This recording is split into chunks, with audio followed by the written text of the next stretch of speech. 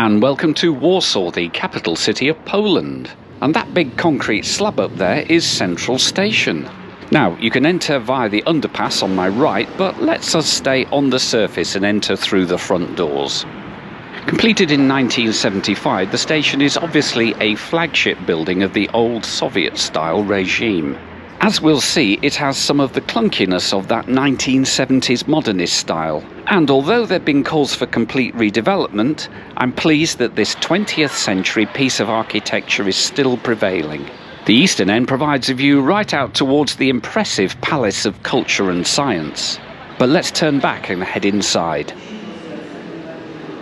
Entering by the southern portal, I make my way up some nondescript stairs.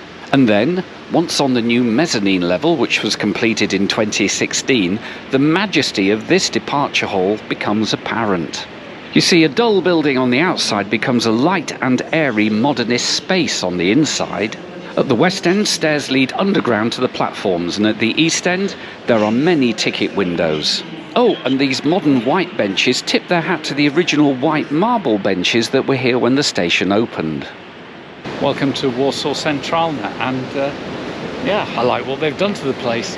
I mean, it looks pretty dark and foreboding from the outside, and the lower levels are a little dark and foreboding, but this main level with this mezzanine is really nice, and certainly a lot of light coming in. It's almost like what Euston maybe could have been. Still, there you go. And the similarity with Euston continues, because today I'm going to ride a Pendolino, but of course not a 390 Pendolino like in the UK. I'm going with PKP InterCity up to Gdansk. So come on, it's about 2.5 hours. I'm riding in first class because I've got my first class Interrail ticket and a reservation. So yeah, let's go and find our platform and jump on board. Our 10:30 departure will be leaving from platform 2. And as I descend down into the lower platform levels, it becomes clear that I'll also need a track number, but I'm guessing it's going to be track number 3. By 10:20 they still haven't put the departure details up on the board, but even so, at 10:25 our ED250 Pendolino rocks up. Oh, and I've got to walk along the platform because I'm in car 1 right at the rear.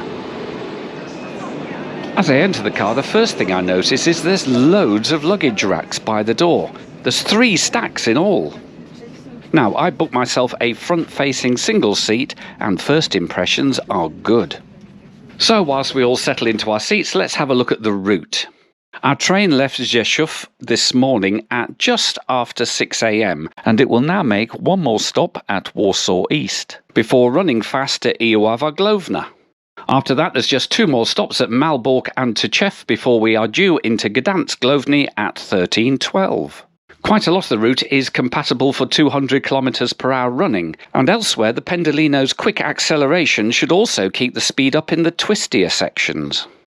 Hence, we are scheduled to complete the 329 km or 204 miles in 2 hours 42 minutes. Which makes for a pretty decent average speed of 122 km/h or 76 miles per hour.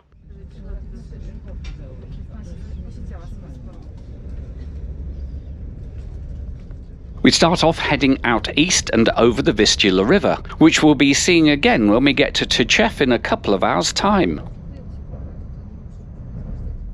We also get a glimpse at the 58,000 capacity National Stadium.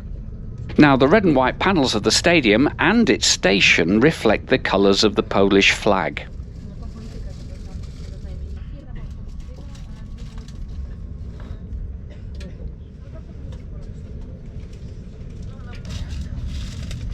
Just leaving Warsaw East, we get a little look at an EP07 in a lovely retro livery.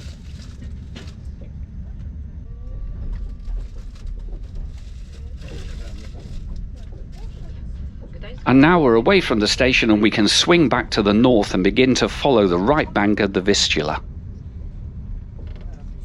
In the meantime, we've been handed our menu of complimentary first-class catering. I can choose 2 drinks, so I go for a coffee and a can of Pepsi.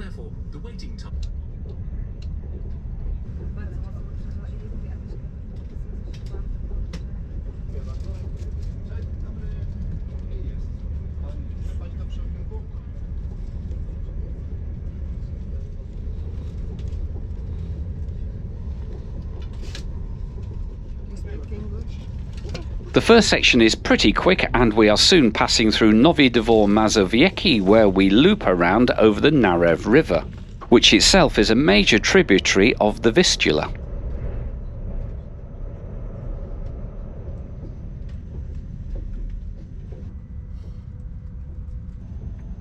These Pendolinos feature distributed driving wheels under cars 1, 2, 6 and 7, so there aren't any non-passenger power cars. And whilst these trains are part of the Pendolino family, they do not actually have any tilting technology fitted. And as the name suggests, the ED250s were designed to run at 250 km per hour, even though, in the end, Polish railways limited their track speed to just 200. Which is reminiscent of the same thing that happened when Virgin got 140-mile-an-hour Pendolino trains for the West Coast Line in the UK, and then they ran at 125. Mind you, that limitation didn't stop PKP winding one up to 293 km per hour on a test run in 2013. And my notes here say that this is not only a Polish speed record, but it's also the fastest that any of the wider Pendolino family has ever gone. The track along here continues to be smooth and fast, with the ruling speed now being 200 km per hour, and the stations with names that I can't pronounce continue to flash by the window.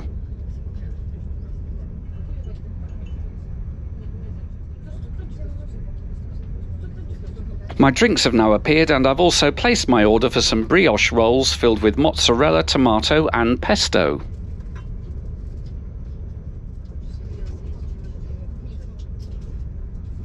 As we barrel along, let's talk about costs. Well, I'm using Interrail, so I only had to purchase a reservation for my seat, although this did come out at a quite steep €13.50.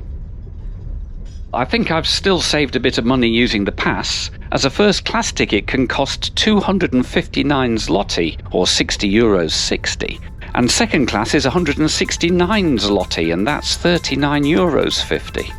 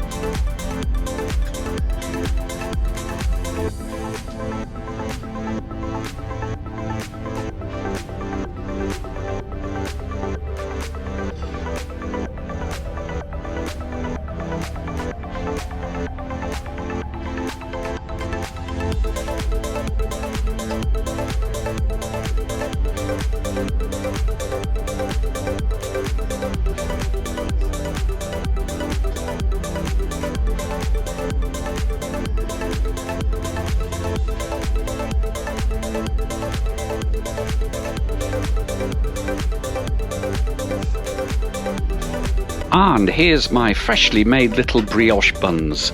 A tasty snack indeed.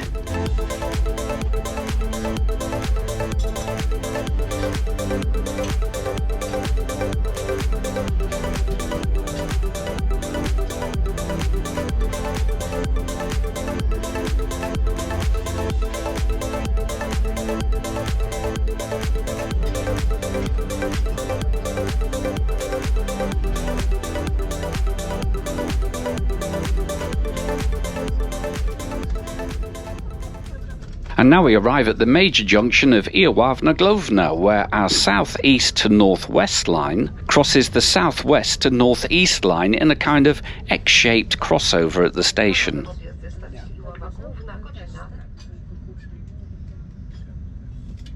Here's an odd thing, I've never seen a platform canopy that extends beyond the platforms. Leaving the station, here's another old EP07 loco, and I think they look pretty good in the current PKP InterCity livery. Głowny is at the southern end of a large system of lakes, and so we get a brief glimpse of one as then we press on for Malbork. Armies have marched in both directions through this land on many occasions, and it's easy to see why, as the rolling Polish countryside offers little in the way of natural defensible barriers. Of course, that also means it's easier to build faster railways, and so we now get the benefit of more 200 km/h running, however dropping sometimes to 180 or 160. You know, this makes a change after riding the slower trains of the Baltic states in my previous travels.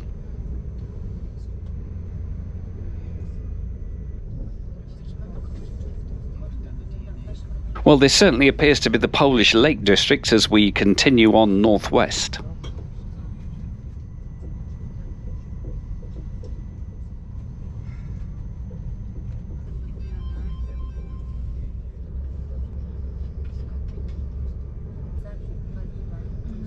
There's more freight trains by the track now, indicating that we're coming up to Malbork, another significant junction station.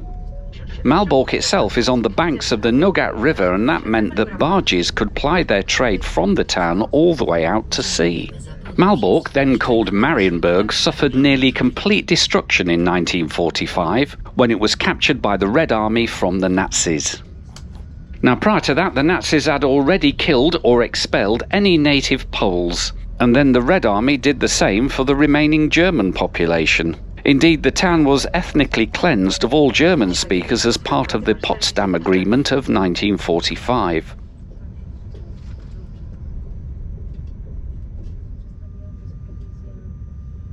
As we come on to our next stop, we have to pass over the famous Tczewi railway bridge. These road and rail bridges are the site of the opening of the Second World War, when the Luftwaffe attacked Polish forces in a failed attempt to stop them blowing the bridges.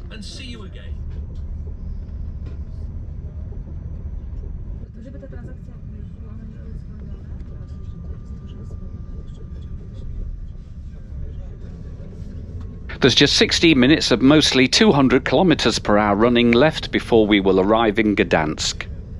And I, for one, have enjoyed my trip on this Pendolino. Although I am a bit disappointed to find this Pendolino doesn't, well, lean. But just like her sister trains right across Europe, she's smooth, quiet and very comfortable. Oh, before I get off the train, let's do a quick seat tour. Legroom is fine for me, and there's a footrest and a document wallet below a pretty generous tray table. I've got my own mini bin, and the power socket is fairly accessible on my right. There's blinds at the windows and decent overhead luggage space, and we've already seen just how much carriage end luggage space there is too.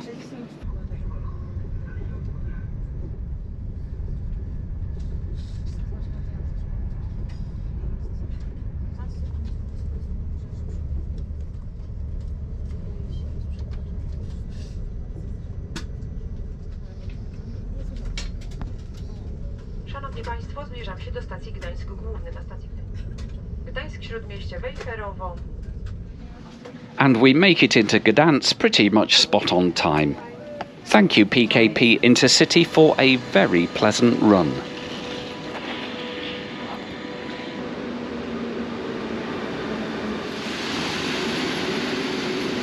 I hope you've enjoyed the video, and if you haven't already, then do consider subscribing to the channel for more trips just like this. For example, when I leave Gdansk the following day, I'm going to return south to Prague on the Baltic Express, and that review will be out soon. And from Gdansk, Głowny, it's goodbye and thank you so much for watching.